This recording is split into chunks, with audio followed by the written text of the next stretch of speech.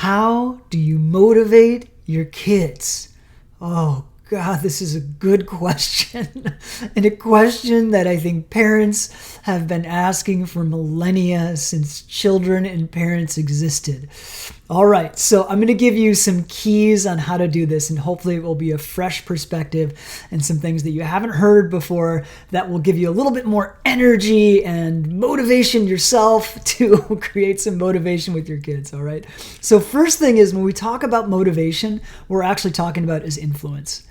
As a parent, one of your key roles, as I see it, is how to be successful at creating influence with your kids.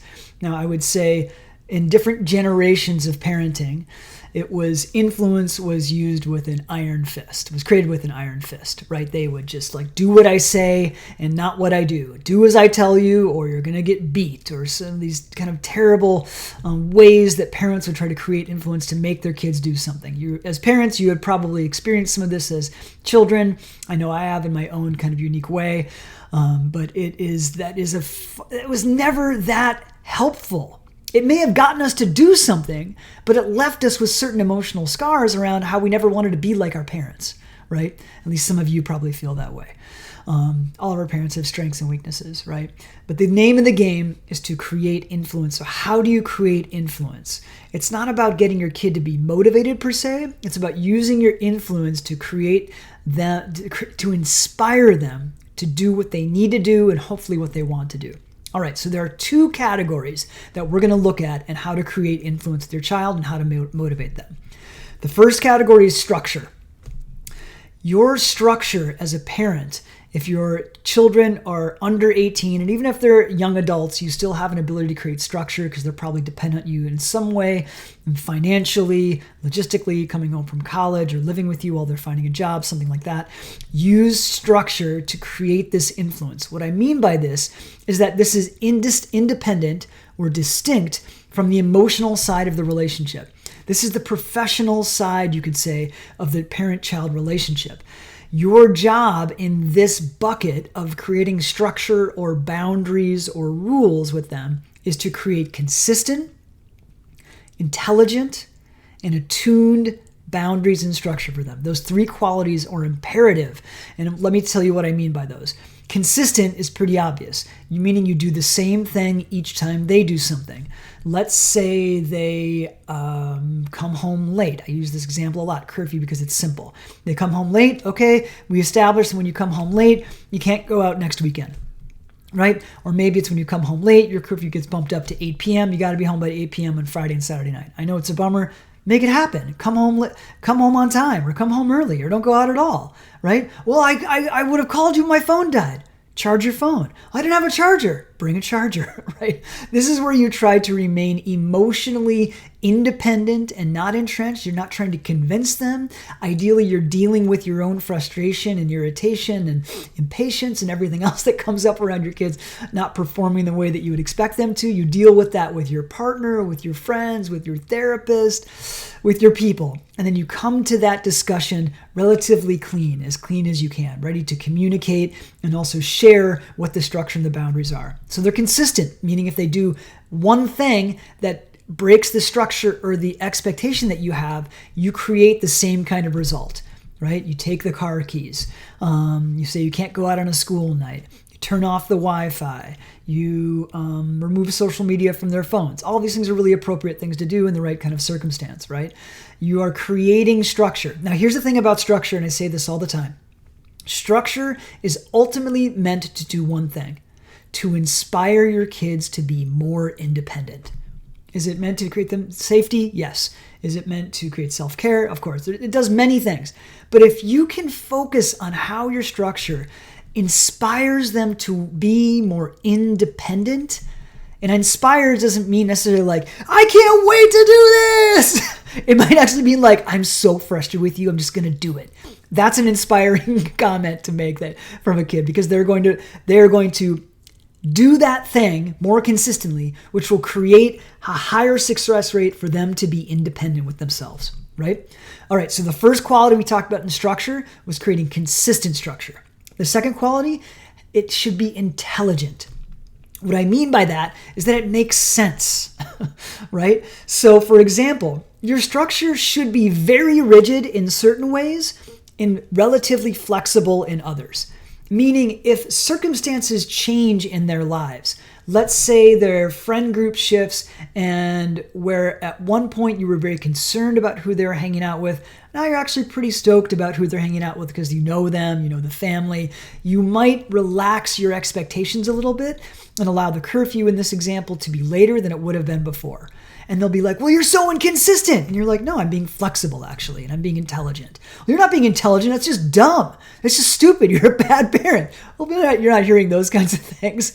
But it's been said, this is where you take a deep breath, you create the professional hat of the parent, you put that on, and you get back to creating structure in a clean, professional way. It's business-like almost, meaning it's not personal.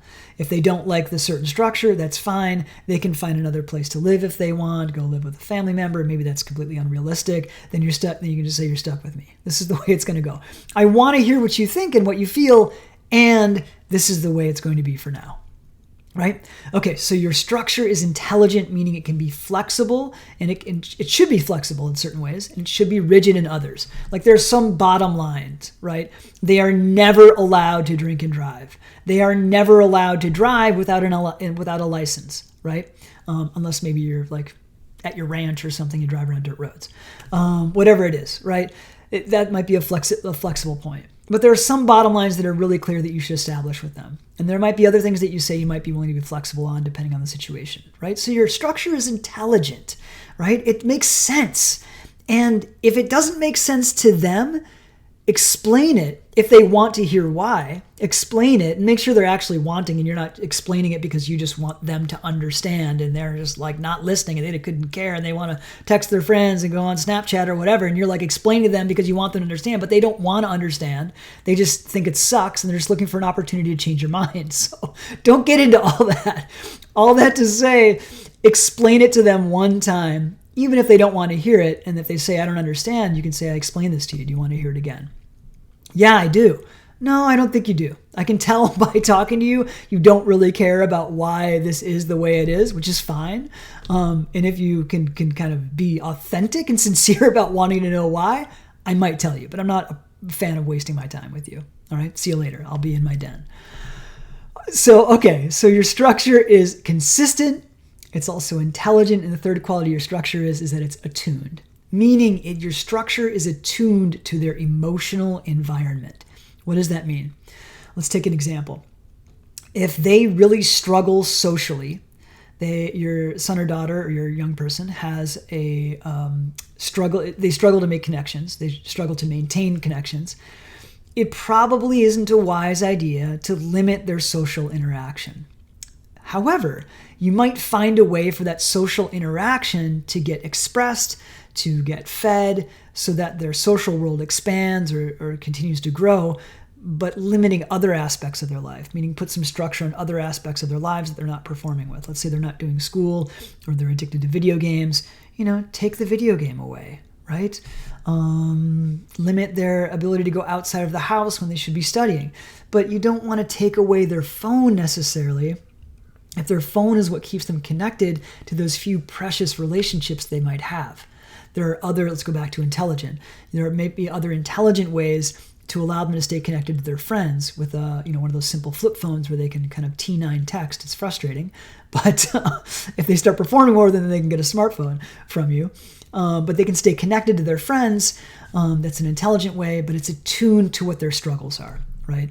Let's take another example. A young person has a really hard time staying organized and they have what we call executive functioning deficits, meaning they have a really hard time staying organized, staying on task, completing tasks, not getting distracted. There's a whole world of what we call executive functioning deficits that your child might suffer from. And in that case, make sure your boundaries are attuned.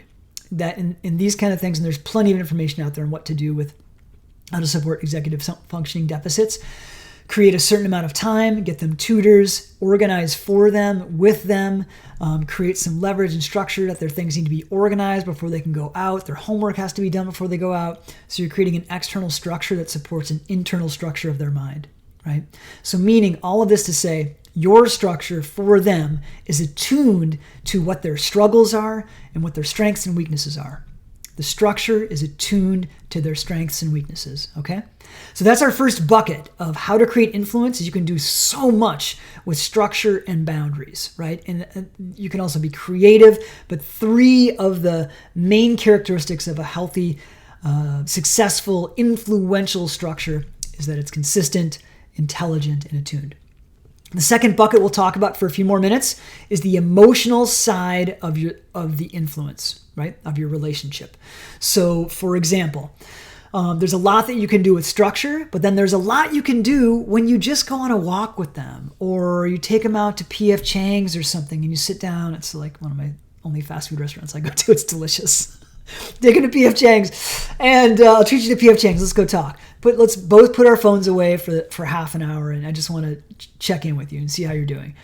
You can create influence through you being an inspiring person. How do you be an inspiring person?